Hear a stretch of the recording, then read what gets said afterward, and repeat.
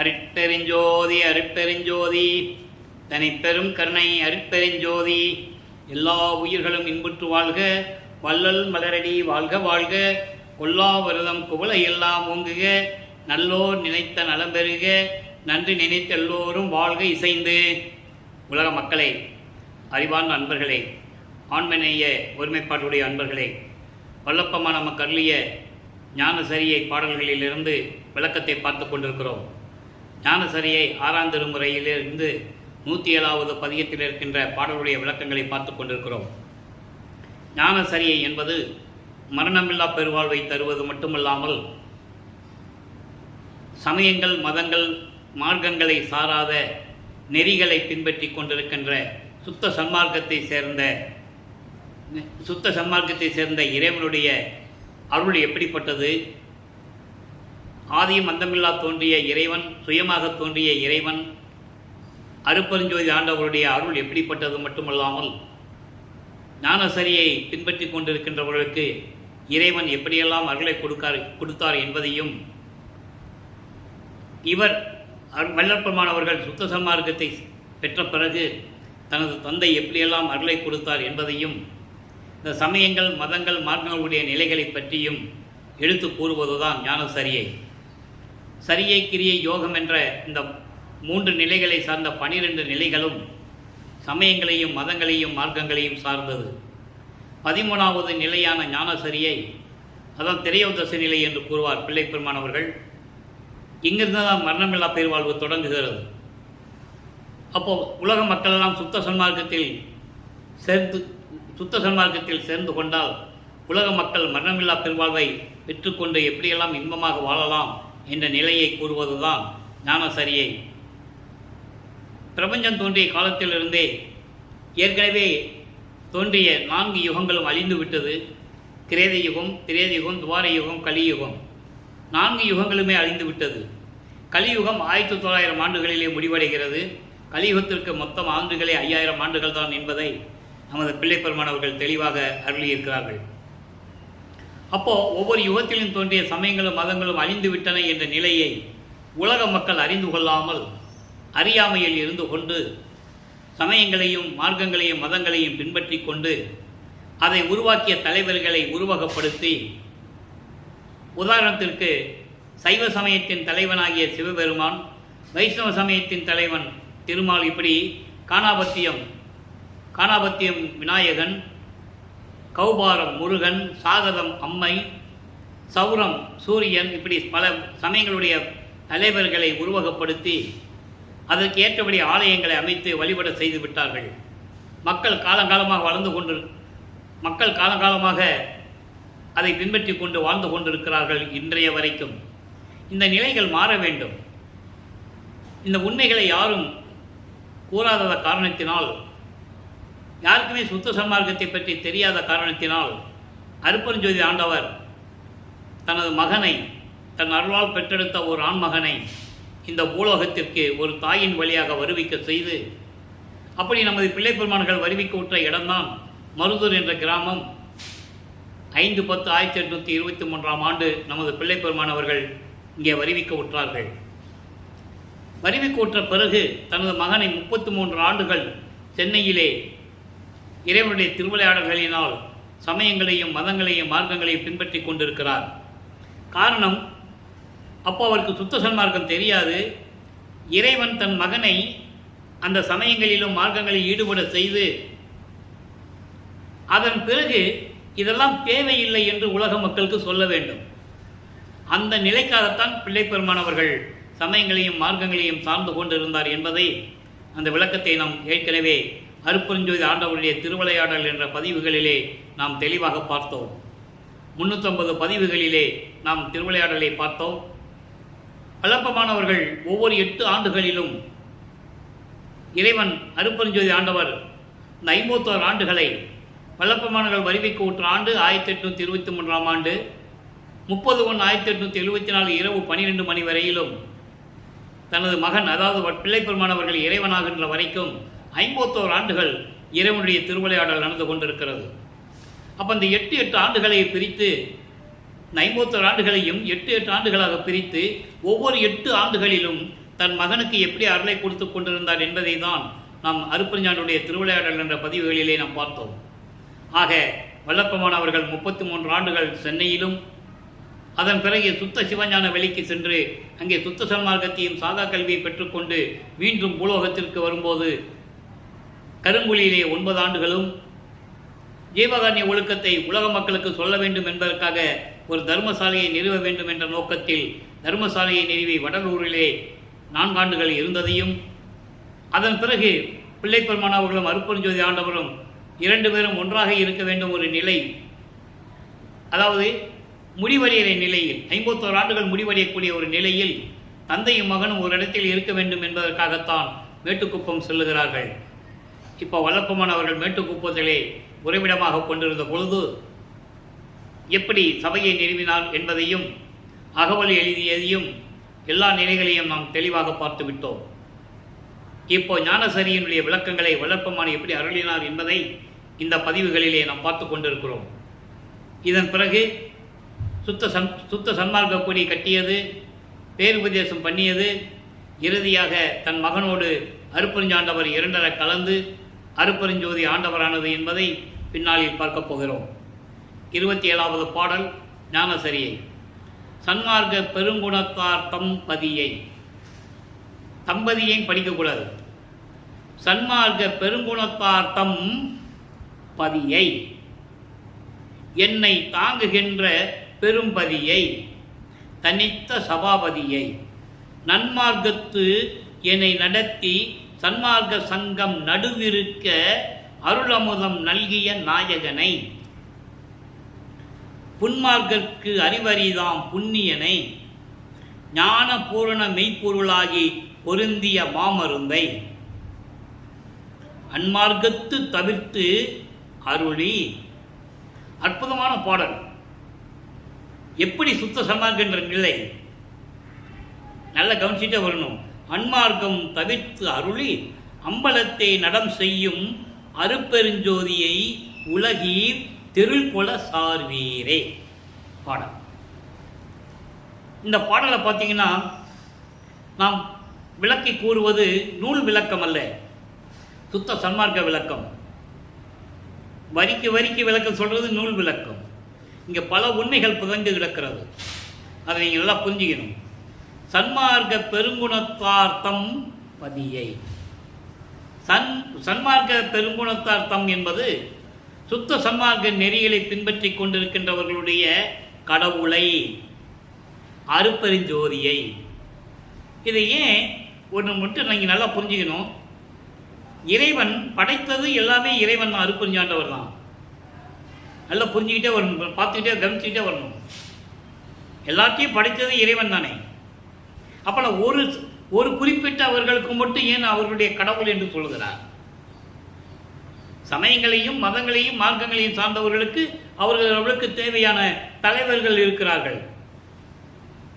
அதே போன்று சுத்த சன்மார்க்கத்திற்கென்று, சுத்த சன்மார்க்கத்தை சேர்ந்தவர்களுக்கென்று கடவுள் இருக்கிறார்.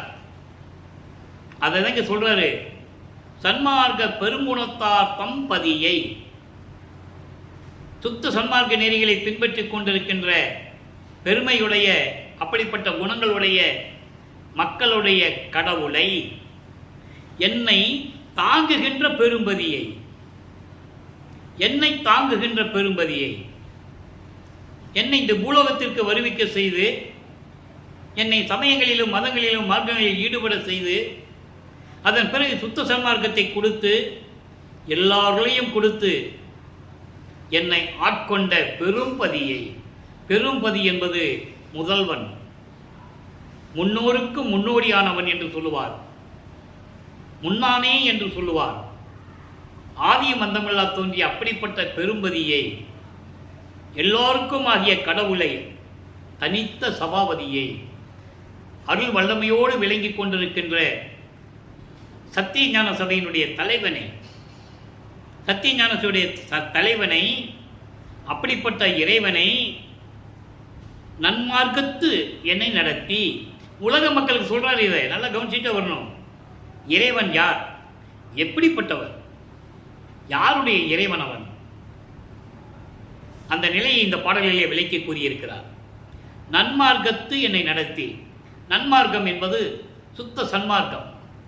சுத்த சன்மார்க்கத்திலே என்னை இருக்க செய்து என்னை வழி நடத்தி சன்மார்க்க சங்கம் நடுவிருக்க, சுத்த சன்மார்க்கம் நிலை பெற்றிருக்க, உலக மக்களிடம் சுத்த சன்மார்க்கத்தை கொண்டு செலுத்தி இந்த சுத்த சன்மார்க்கம் என்றும் நிலைக்க வேண்டும் என்பதற்காக அருளமுதம் நல்கிய நாயகனை, எனக்கு அருளமுதம் கொடுத்தவர், அப்படிப்பட்ட நாயகனை, அப்படிப்பட்ட அருட்பெருஞ்சோதியை உலக மக்களே நன்றாக கவனித்துக் கொள்ளுங்கள் என்ற நிலையில் இந்த பாடலம் கருளியிருக்கிறார்கள். அப்படிப்பட்ட இறைவனை புன்மார்க்கற்கு அறிவறிதாம். புன்மார்க்கற்கு அறிவறிதாம் என்பது, புன்மார்க்கம் என்பது சமயங்களையும் மதங்களையும் மார்க்கங்களையும் சார்ந்த நெறிகள். துன்பங்களையும் துயரங்களையும் இழிவுகளையும் முரண்பாடுகளையும் கொண்டிருக்கின்ற அந்த மக்களுக்கு அறிவறிதாம். அவர்களெல்லாம் பெற முடியாத இறைவன் என்று கூறுகிறார். இதை உலக மக்களுக்கும் சரி தேவர்களுக்கும் சரி சேர்த்தே கூறுகிறார். நல்லா கவனிச்சுக்கிட்டே வரணும்.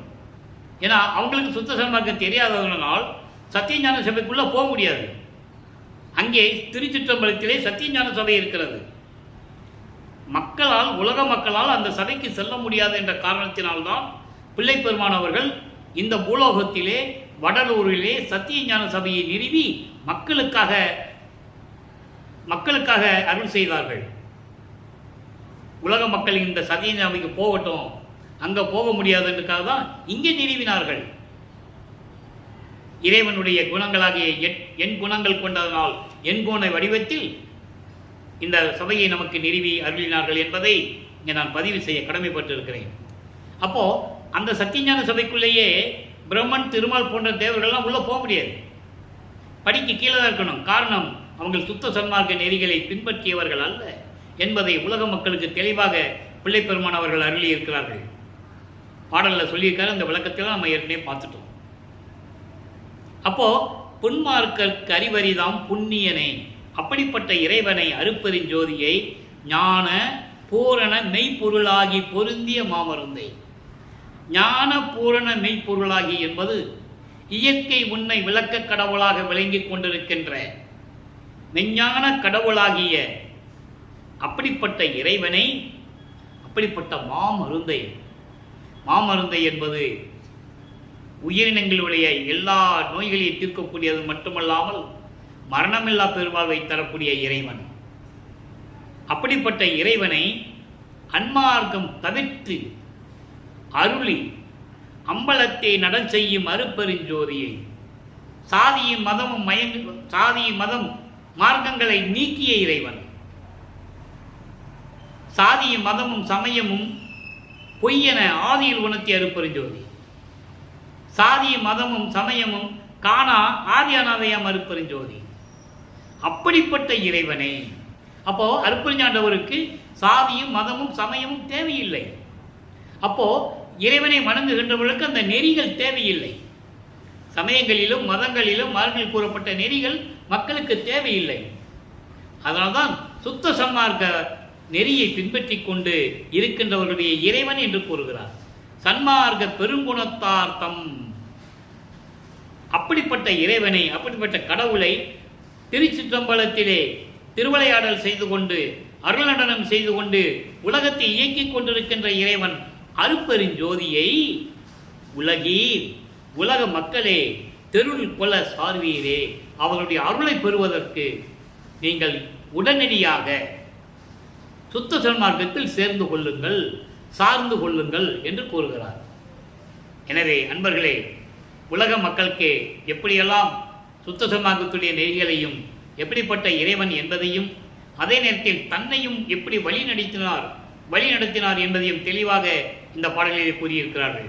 இந்த பாடலுடைய விளக்கத்துடைய மைய கருத்து, சுத்த சன்மார்க்கத்தின் நெறிகளை பின்பற்றி கொண்டவர்களுடைய அவர்களுடைய கடவுளாகிய அப்படிப்பட்ட இறைவன் அருட்பெருஞ்சோதியை என்னை இந்த பூலோகத்தில் வருவிக்க செய்து அதன் பிறகு ஆட்கொண்டு என்னை வழி நடத்துகின்ற இறைவனை, சத்தியஞான சபையினுடைய தலைவனை, சுத்த சன்மார்க்கத்தில் நெறியிலே என்னை இருக்க செய்து வழிநடத்தி சுத்த சன்மார்க்கத்தை நிலை பெற வேண்டும் என்பதற்காக இந்த பூலோகத்திற்கு எனக்கு அனுப்பிய இறைவனை, எனக்கு அருளமுதம் ஊட்டிய இறைவனை. வல்லப்பெருமான் அவர்கள் உணவு உண்டதில்லை, அவர் அருளமுதம் உண்டவர். பசி என்று வரும்போது மதிமண்டலத்து அமுதம் உண்டவர். மதிமண்டலத்து அமுதம் என்பது உச்சந்தலையிலிருந்து உள்நாக்கு வழியாக அமுதம் சுரக்கும். அது கடவுள் நிலையில் இருக்கின்றவர்களுக்கு தான் அது கிடைக்கும். கடவுளுக்கு பசி இல்லை, உறக்கம் இல்லை, குடிக்க வேண்டிய அவசியம் இல்லை. அதெல்லாம் நீங்கள் புரிஞ்சுக்கணும். வல்லப்பெருமானவர்கள் சாதாரண மனிதனாக பிறந்தவர் அல்ல என்பதை நான் பதிவு செய்ய கடமைப்பட்டிருக்கிறேன். அவர் இறைவனுடைய மகனாக வருவிக்க உற்றவர். அதுக்கு காரணகர்த்தாக்கள் ராமையா பிள்ளை அவர்களும் சின்னம்மையா அவர்களும் என்பதை நீங்கள் புரிந்து கொள்ள வேண்டும். ஏனென்றால் ஒரு தாயின் கருவறையிலே நமது பிள்ளை பெருமானவர்கள், நமது குழந்தை இறைவன் வல்லப்பெருமானவர்கள் அங்கே இருக்கும்போது கருவறையிலே என்ன திருவிளையாடல் நடந்தது என்ற நிகழ்வுகளை எல்லாம் நாம் திருவருட்பாவிலிருந்து பார்த்து விட்டோம். அத்தனையும் உண்மைகள், அத்தனையும் சத்தியம் என்பதை இங்கே நான் பதிவு செய்ய கடமைப்பட்டிருக்கிறேன். அப்படிப்பட்ட இறைவன் மற்றவர்களுக்கு அரிதானவர். காரணம், கொலையும் புலையும் தவிர்த்திருக்க வேண்டும். கொல்லாமை விரதம் தம்மை கொண்டார் தம்மை தள்ளானை, கொலையும் புலையும் தள்ளாரை தழுவானை. அப்படிப்பட்ட இறைவன் அதங்க சொல்றாரு, சன்மார்க்க பெருங்குணத்தார் தம் தம் பதியை. சன்மார்க்கத்தில் இருக்கின்றவர்களுக்கு தான், சுத்த சன்மார்க்கத்தை பின்பற்றி கொண்டிருவன் தான் புலையும் கொலையும் தவிர்க்க முடியும். அப்போ புலையும் கொலையும் தவிர்த்தவர்கள் உள்ளத்தில் இறைவன் இருப்பான். தவிர்க்க முடியாதவர்களுடைய உள்ளத்தில் இருக்க மாட்டான். கொல்லா விரதந்தன் தம்மை கொல்லாரை காணில் ஒரு புல் என எண்ணி புறம்பொலிகை என்று சொல்லுவார். அவங்ககிட்டயே போகாதீங்க, அவனாலும் ஒரு மனுஷனாவே மதிக்காதீங்கன்னு சொல்லுவார். ஒரு தூசி என நினைச்சு அவனை விட்டு விலகி போயிருன்னு சொல்றாரு. இது ஏன் இவ்வளவு கடுமையாக கூறினார் என்பதை நீங்கள் புரிந்து கொள்ள வேண்டும். ஏனென்றால் மக்களுக்கு உணர்த்த வேண்டும். மக்கள் ஒரு தடவை 2 தடவை சொன்ன தெரியாது, அவங்களுக்கு பின்பற்ற மாட்டார்கள். அதனால் அதை தெளிவாக கூறியிருக்கிறார். ஆக இப்படிப்பட்ட இறைவனை நீங்கள் வணங்கி அருட்பெருஞ்சோதி ஆண்டவரை ஏற்றுக்கொண்டு அவர்களுடைய அருளை பெற வேண்டும் என்றால் விரைவில் சுத்த சன்மார்க்கத்தில் சேருங்கள் என்று கூறுகிறார்.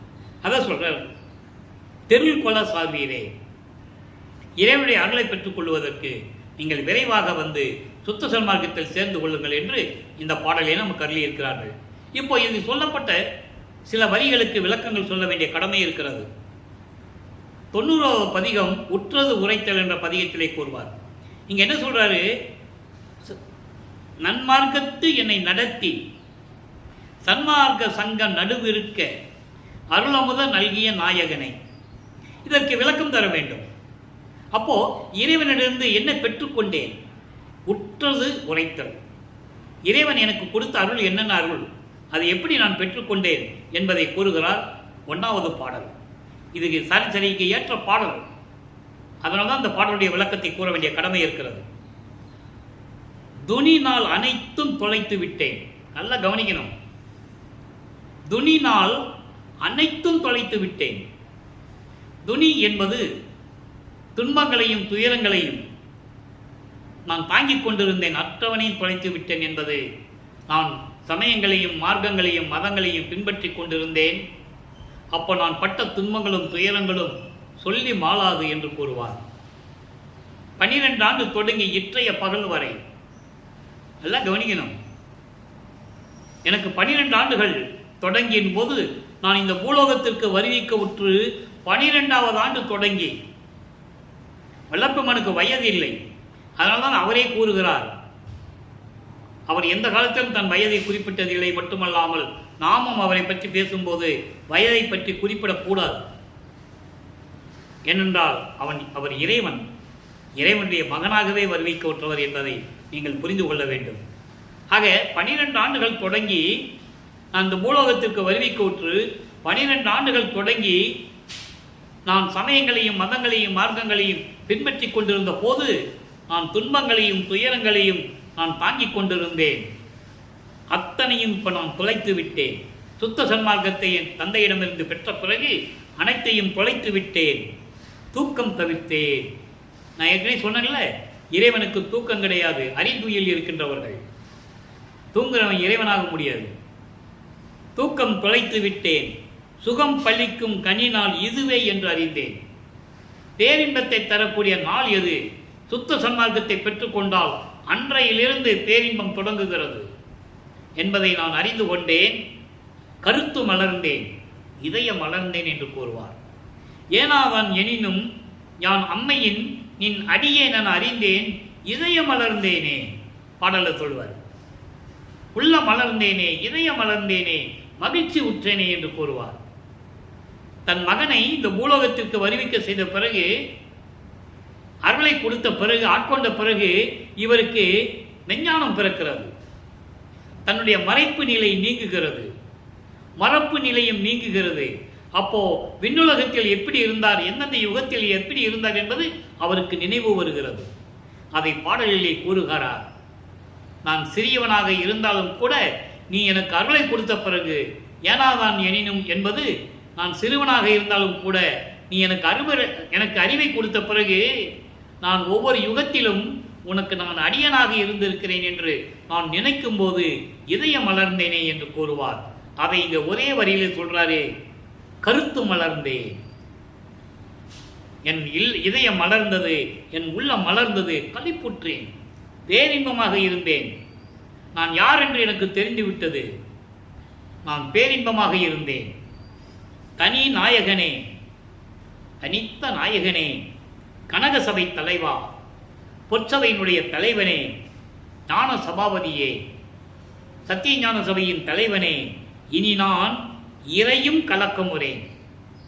நீ என்னை ஆட்கொண்ட பிறகு, உனது மகன் என்று தெரிந்த பிறகு, சுத்த சன்மார்க்கத்தை பெற்ற பிறகு நான் ஏன் இனி கலக்கம் அடைய வேண்டும்? கலக்கமும் அடைய மாட்டேன், இழப்பும் அடைய மாட்டேன். இழப்பு என்பது சஞ்சலம் அடைவது, அதையும் நான் அதுவும் எனக்கு இல்லை, இழைக்க மாட்டேன் அப்படின்னு எனக்கு அருளே என்று கூறுகிறார். சரி, இப்போ ஞானசரியை சொல்லியாச்சு, அதில் இருக்கின்ற விளக்கத்தை சொல்லியாச்சு, அவர் எப்படி அருளை பெற்றுக்கொண்டாருன்னு சொல்லியாச்சு. இப்போ உய்வகை கூறல் உலக மக்களுக்கு சொல்லணும்ல, படிப்படியாக சொல்லிட்டு வர 101வது பதிகம் உய்வகை கூறல். அதில் சொல்றார் பாருங்க, அற்புதமான பாடலுங்க. யாருமே இந்த மாதிரி இந்த பிரபஞ்சத்தில் கூறியதில்லை. நான் ஏற்கனவே கூறியது போல, இந்த பிரபஞ்சம் தோன்றிய காலத்திலிருந்தே எவ்வளோ ரிஷிகளும் முனிவர்களும் கவிஞர்களும் மகான்களும் எத்தனையோ பேர் தோன்றியிருக்கிறார்கள்.